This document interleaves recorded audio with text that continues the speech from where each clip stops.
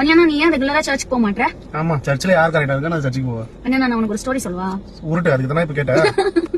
இல்ல, ஒரு பாஸ்டர் கிட்ட வந்து ஒரு லேடி சொன்னாங்களா, எனக்கு சர்ச்சுக்கு வரதுக்கே பிடிக்கல, அவங்க விபச்சாரம் செய்யறாங்க, இவங்க இது பண்றாங்க அது பண்றாங்க, கெட்ட வார்த்தை பேசுறாங்க, எனக்கு சர்ச்சுக்கு வரதுவே பிடிக்கல, நான் வேற சர்ச்சுக்கு போறேன்னு சொன்னாங்களா. அப்ப அந்த பாஸ்டர் வந்து கிளாஸ்ல ஃபுல்லா தண்ணி கொடுத்துட்டு, இந்த தண்ணியை வச்சுக்கிட்டு நீங்க தண்ணி கீழே சிந்தாம இந்த சர்ச்சை ஒரு 2 முறை சுத்தி வாங்க அப்படின்னு சொன்னாங்களா. உடனே அந்த அக்கா என்ன பண்ணாங்களா, சர்ச் சுத்தி வந்துட்டு பாஸ்டர் கிட்ட வந்து சொன்னாங்களா, நான் சுத்தி வந்துட்டேன் தண்ணி சிந்தாம அப்படின்னு சொல்லிட்டு. அப்புறம் அவங்க கேட்டாங்களா, எப்படி உங்களால சுத்தி வர முடிஞ்சிச்சு? நான் வந்து தண்ணியை மட்டும் போக்கஸ் பண்ணேன், யாரையும் எங்கேயும் பாக்கல, நான் தண்ணியை மட்டும் போக்கஸ் பண்ணதுனால சிந்தாம கொண்டு வந்துட்டேன். அதே போலதான் நீங்க சர்ச்சுக்கு வரும்போது இயேசுவை மட்டும் போக்கஸ் பண்ணா போதும், இயேசு உங்களுக்கு செஞ்ச நன்மையை மட்டும் போக்கஸ் பண்ணா போதும்.